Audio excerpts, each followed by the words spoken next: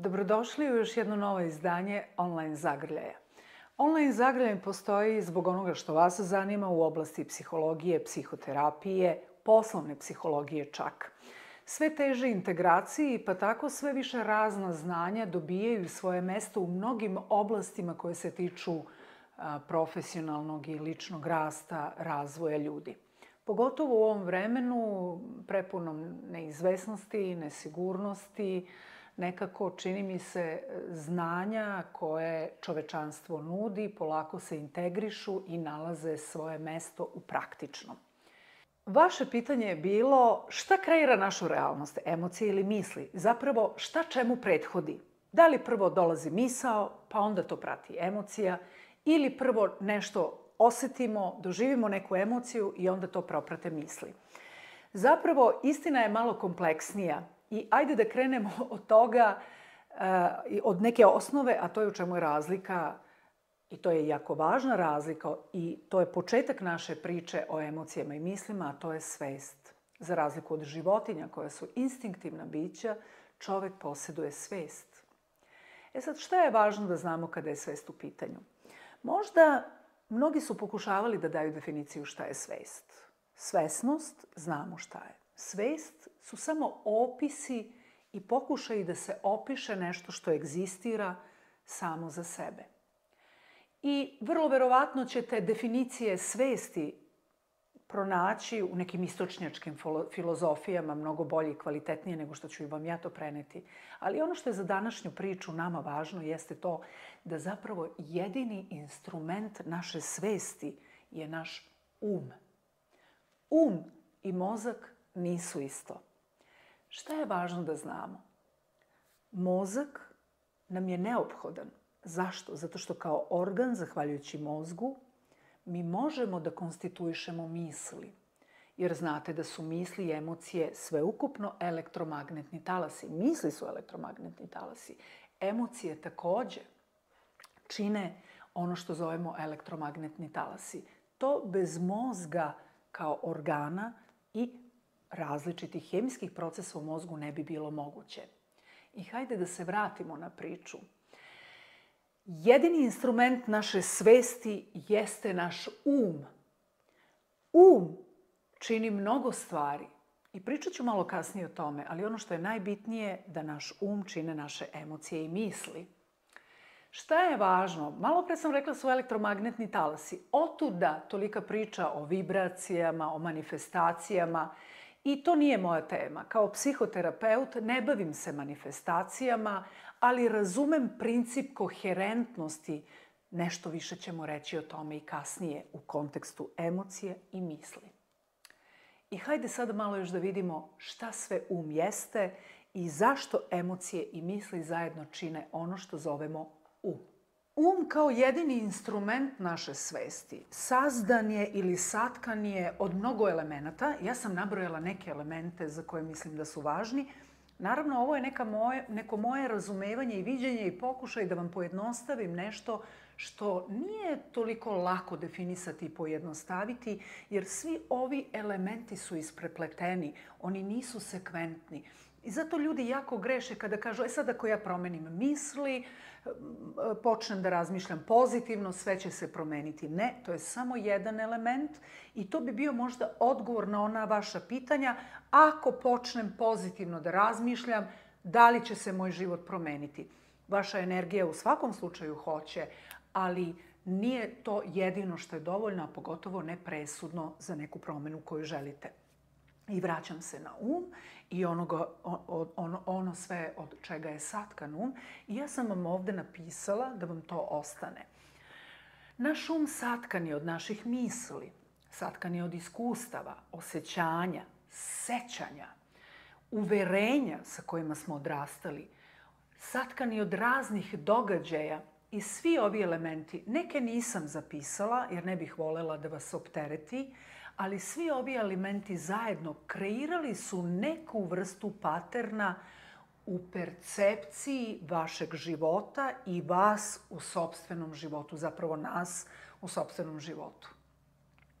Zato mi je bilo važno da nekako vam ovo raščlanim, da razumete da nisu samo emocije i misli. Ma da, jesu ugrubo, ali taj koncept emocije i misli čini jako puno različitih elemenata. Svesnost dolazi kao kapacitet svesti. Svesnost je jako važna jer iznad svega ovoga je svesnost. Znači, ako bih na ovom flip chartu sada dopisala gde se svesnost u svemu tome nalazi, svesnost je iznad.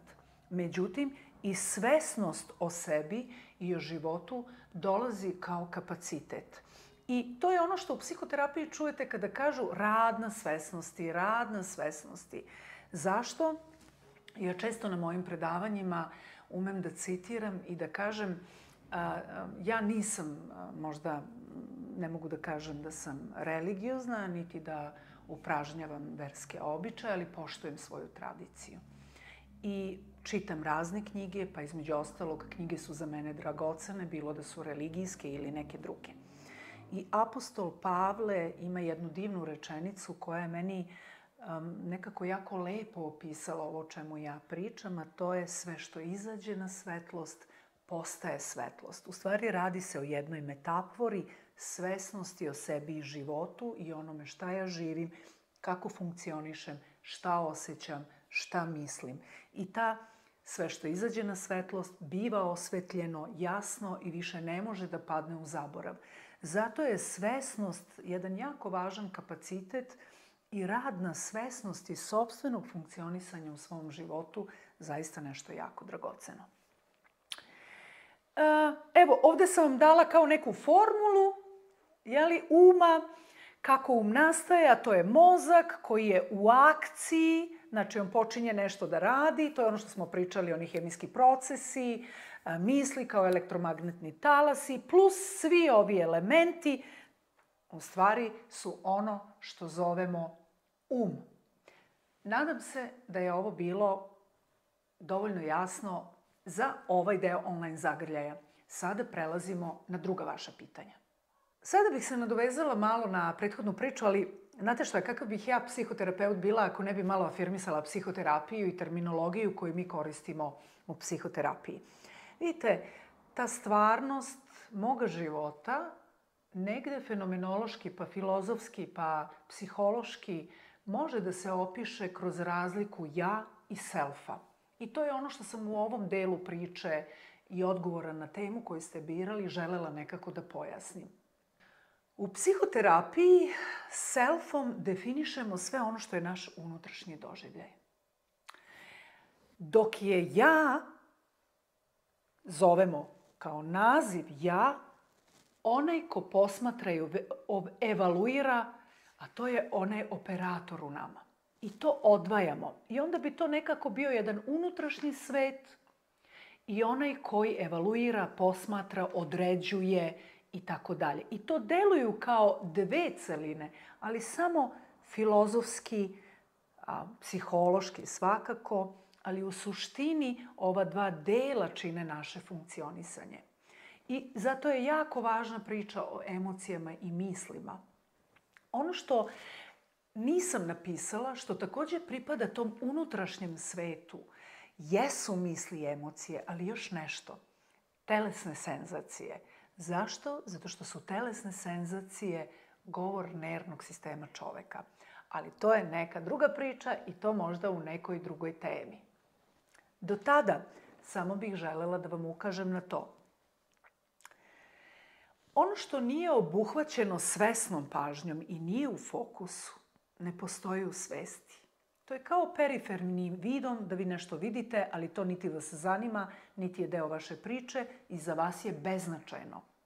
U svest i svesnost kao produkt svesti ulazi samo ono čemu dajemo fokus, ali ne samo fokus pažnjom, nego dok self ili ti unutrašnje naše biće to ne oseti, ne percepira i ne doživi, ne anticipira nešto, neki doživljaj, to ostaje beznačajno za našu svest, pa i za našu svesnost time. Hajde da idemo dalje. Opet neko od vaših pitanja. Jedno pitanje je bilo Da li mogu samo promenom misli ili pozitivnim razmišljanjem, ukoliko emocija ne prati adekvatno misli nove koje unosim, da li mi to može pomoći da promenim, ne znam, kompletno svoju energiju, da, ne znam, postignem određeni cilj? Odgovor je da, ali samo jednim delom. I nekako u ovom delu online zagrljaja želela bih malo više da vam kažem o tome. A zašto bih želela da vam kažem više o tome? Zato što čini mi se da te vibracije i manifestacije, glava me boli od više tih i izraza, i bez obzira što mnogima imaju smisla, ja kao psihoterapeut nekako drugačije definišem to i ovo je moj pokušaj da vam približim zašto neke stvari ne funkcionišu. Vidite, koncept misaoni, to je onaj deo čoveka ili njegovog kapaciteta koje on zaista može da menja svesno, svojom svesnom odlukom da na tome radi. To je jedan jako mali element, neophodan, ali jako mali. I ajde da pričamo malo o principu koherentnosti. Evo, to je ono kako mi zovemo da kombinaciju emocije i misli koje kreiraju određenu energiju u osobi. Ja ću zvati energije jer nemamo možda, ja u ovom trenutku nemam bolji termin za to. Rekli smo da čini mnogo elemenata, ali jedan od najvažnijih su naše emocije i misli i da u tome postoje određeni paterni. Ako me pitate da li prvo nastaje misao pa onda emocije ili emocije pa misao, odgovor je da tu nema pravog odgovora. Oni su u interakciji, vrlo verovatno idu i sa jedne i sa druge strane, to je vrlo isprepleteno i funkcioniše kao jedan neodvojivi deo. Oni uvek idu zajedno. Dakle, misli i emocije uvek idu zajedno. Ajde da pričamo malo o principu koherentnosti ili sklada i uopšte o pozitivnom razmišljanju. Vidite, o pozitivnom razmišljanju ja imam pozitivan stav, ali nekako bih voljela da pronađemo adekvatno mesto odgovarajuće tom konceptu. To je početak svega. Pretpostavimo da je ovo neki cilj, ja ću sada to malo crtati, ovo je neki cilj kome težite. Taj cilj može da bude svašta. Želim da budem hrabrija, želim da postavljam granice bolje, želim da budem disciplinovanija ili disciplinovaniji. Znači, taj cilj može da bude bilo šta. Ali ja ću da odem još plastičnije u neki primer da bih vam dočarala šta su ti radijusi i zašto taj rad nije prosto puko pozitivno razmišljanje i ne možete sebe terati da osjećate ono što ne osjećate. Ok. Ajde ovako da kažemo. Pretpostavimo da je ovaj cilj da trčim 10 kilometara i da to bude ono što želim da izdržim svojom snagom. I pretpostavimo da nikad pre toga niste trčali ili jako malo ili da ste samo šetali i da je vaš koncept života bio dijametralno suprotan u ono što je sada vaš trenutni cilj. Vi možete do sutra da govorite i da pozitivno razmišljate ja mogu da trčim 10 kilometara, ja to mogu, ja sam spreman, ali to nema svoju funkciju i neće dati željenu energiju, niti će dati, to je samo početak i tada su pozitivne misli u kontekstu samomotivacije. Znači, tada pozitivne misli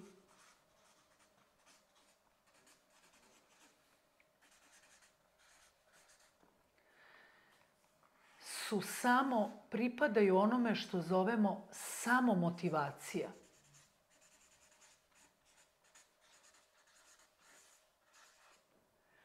Ona je jako važna da bi nekako sebe držali u volji, u dinamici toga da želimo nešto da menjamo ili da želimo da dođemo do nekog cilja. Šta je sada tu zamka? Postavlja se jako veliko pitanje kakve su te pozitivne misli. I da li mi kao neko ko nije trčao ni kilometara želimo 10, možemo da menjamo misli ja to mogu i tako dalje. I da li te misli ja to mogu, a svesni smo da nismo trčali ni 2, zaista mogu da nam omoguće ono što zovemo princip koherentnosti, a to je da emocije prate neku misao ili da neka misao prati neku dobru emociju. Taj princip koherentnosti je jako važan. Tako da pozitivne misli u ovakvoj jednoj postavci stvari su samo motivacija. Ali nama je samo motivacija jako važna zbog onoga što sledi dalje, a to je svesnost.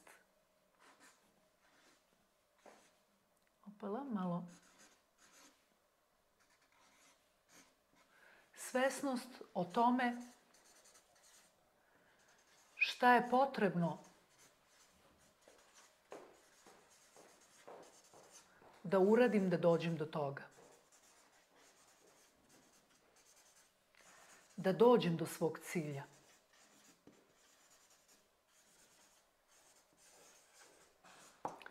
Ovo je Jalom zvao terapija zdravog razuma. Ljudi jako greše i misle da je to lako, ali terapija zdravim razumom je nešto što traži jedno lepo i promišljanje koje mora biti vrlo pedantno i vrlo elegantno. Vi možete da koristite pozitivne misli i da odredite da koraci koji su neophodni da bi vi došli do ovog cilja, jedan bude da trčite 2 kilometra svaki dan. Molim vas, ne gledajte na ove brojke, ovo su banalni primjeri za ono što hoću da vam... Ali ako vi imate 10 kila viška ili niste trčali i potrčali zadnjih 4 godine i 2 kilometra nisu dostižan cilj, mikrocilj, u poslovnom svetu ovo jako dobro razumeju kroz razumevanje osnovnog cilja i deljenja na mikrociljeve, na male korake. Ista stvar je u vezi emocija i misli. Pošto su to elektromagnetni talasi koji odašilju određenu energiju i kreiraju ono što naš self osjeća, tako i mi sada u stvari razlažemo da vidimo zašto taj princip koherentnosti često nije u skladu. Ljudi bi sve sad i odmah, ako je moguće, što pre, najbrže i po mogućstvu da se ne muče mnogo. Međutim, kada idemo principom neke želje, mi moramo da razumemo da možemo onoliko koliko možemo i da se radijus naših mogućnosti menja u skladu sa razumevanjem da je za sve potrebno neko vreme. Možda nemamo uvek svo vreme ili sve vreme, ali za početak je jako važno da razumemo to. Što znači da u ovom slučaju moramo imati i svesnost o tome ne samo šta je potrebno da uradim da dođem do cilja, nego i svesnost o tome gde se ja nalazim i u kom trenutku života da bih nešto postigla i da bih nešto uradila. Ja ću vam dati moj primer. U trenutku kada sam promenila svoju karijeru, ja sam praktično imala srednju školu jer studije germanistike nikada nisam završila. Bez obzira što sam studirala i prošla nekoliko godina, jednostavno diplome nema, to je kao da nikada niste ni studirali. I sad zamislite moju želju, na primjer ja sam sagledala svesnost o tome ko sam ja i ja kažem sebi ja mogu, ti to možeš, moraš, imaš kapacitet za to i kažem želim da budem doktor nauka. Da li je to realno? Naravno, na opštem mestu je realno da svako ko poželi može da bude doktor nauka. Ali stići do titule doktora nauka podrazumeva da završite fakultet, da završite master studije, da upišete doktorske studije, da pišete naučne radove i da jako puno toga objedinite da biste došli do vašeg cilja. Tada zdrav razum govori da li ja to mogu, šta mi je potrebno do tamo da dođem i kako, na koji način se taj radijus mogućnosti širi. Ta svesnost o sebi i neophodnim koracima je jako važna. Ja znam da sam otišla predaleko, ali je jako važna ta priča o svesnosti i o razumevanju krajnjeg cilja, ali i onoga što ja osjećam. Kada dolaze emocije, pretpostavimo da ste sve to uradili, da ste podelili trčaću 202 kilometra, pa ću onda jednom dnevno, pa ću onda da trčim 2 kilometra 2 puta dnevno, pa ću onda da povećam na 3,5 kilometra jednom dnevno, pa ću, ne znam, i to su recimo sve neki koraci vaši. Ali šta se onda dešava? Dolazimo do principa koherentnosti. Zamislite ovu priču o studijama, o fakultetu, o cilju I onda dođete na osnovne studije i jedan ispit padnete 3 puta. Šta se tada dešava? Self, onaj o kome smo pričali, počne da doživljava. Da li mislite da pozitivne misli mogu da pomogu? Pa ne mogu, zato što u praksi se desilo nešto suprotno. Mi svi krećemo od pozitivnog stava i očekivanja da ćemo nešto uspeti. Ali ako tada pozitivne misli iskoristite kao tehniku za samomotivaciju, tada ćete moći ono što je emotivno i ono što je teško da podržite. Kada emocije proizvede osjećaj ja to ne mogu, bez obzira na moje pozitivne misli, tada opet idemo svesnost i opet dalje razrada, ok, ako sam 3 puta ovaj ispit pao ili pala, šta je potrebno da se ovo promeni i da nastavim dalje? U tome se ogleda razlika između uspešnih i manje uspešnih ljudi, što ne dozvole da taj princip koherentnosti bude u jakoj diskrepanciji ili u neskladu. Zapravo, u ovom slučaju pozitivne misli su samo tehnika za samomotivaciju, nikako i način da dođete do željenog cilja. Kako uskladiti misli i emocije? Dragi moji, to je jedno veliko pitanje i za to vam samo tehnike nisu dovoljne. Potrebno je malo razumeti i izanalizirati sebe, svoj život, svoja uverenja, svoj stav o sebi i životu i setite se sve ono što smo pisali da čini um. Da, upravo zato manifestacija ili vibracija koju toliko volite je jedna vrlo površna priča koja svakako ima smisla, ali nije dovoljna da zaista promenite život iz korena.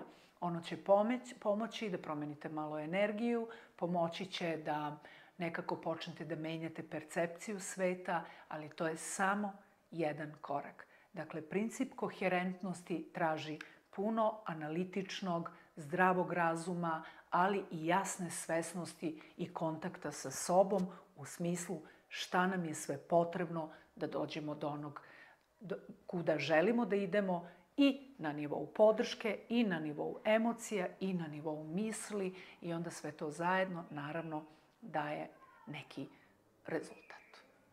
Toliko u ovom online zagrljaju. Dakle, ko kreira moju realnost, moje misli ili moje emocije? Nadam se da smo malo razjasnili i sledeći put se vidimo sa nekom drugom temom. Doviđenja!